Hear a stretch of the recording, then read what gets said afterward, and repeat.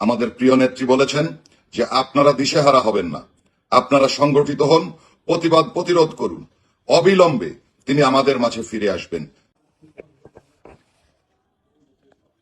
বন্ধুগণ, প্রিয় দেশবাসী, জাতির জনক বঙ্গবন্ধু কন্যা অত্যন্ত স্পষ্ট অক্ষরে বলেছেন যে কতিপয় সেনা অফিসার চক্রান্তের মাধ্যমে তাকে দেশটাকে বাধ্য করেছেন।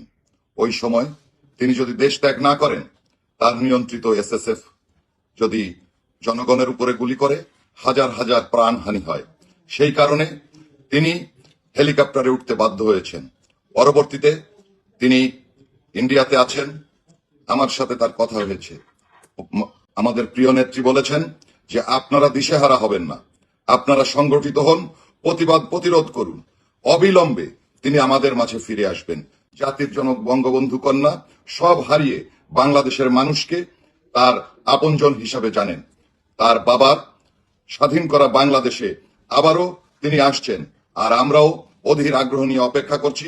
আপনারা যারা আমার এই লাইভ অনুষ্ঠান দেখছেন, শুনছেন, আপনারা সংগঠিত হয়ে, সুসংগঠিত হয়ে, ওই যারা আজকে আক্রমণ করছে, যারা প্রোপাগান্ডা ছড়াচ্ছে, তারা সংখ্যালঘু, আমরা সংখ্যাগুরু। আমরা এদেশ স্বাধীন করেছি, মুক্তিযোদ্ধা ভাইরা এখনো বেঁচে আছেন।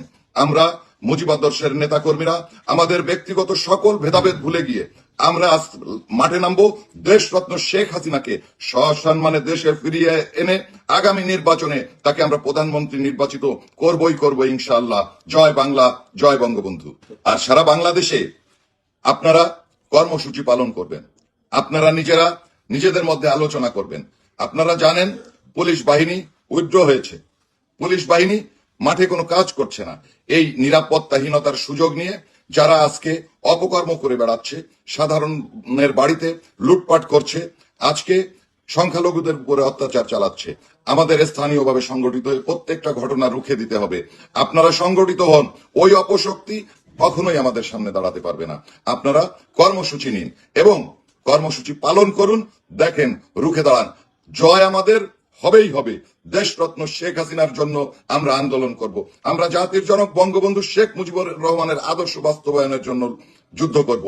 এখানে আমাদের পিছিয়ে আসার কোনো সুযোগ নেই, কোনো পথ নেই। জয় বাংলা।